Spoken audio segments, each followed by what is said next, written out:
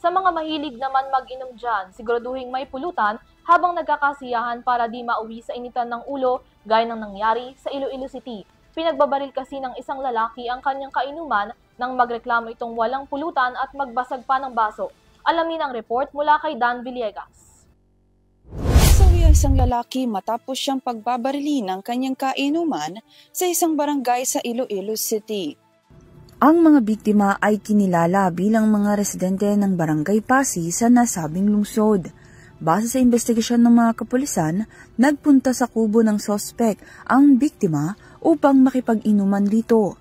Nagkaroon ng matinding alitan ng dalawa matapos na magreklamo ang biktima na walang pulutan sa kanilang inuman. Nandilim umano ang paningin ng sospek nang magbasag ng baso ang biktima kaya't pinagbababaril niya ito.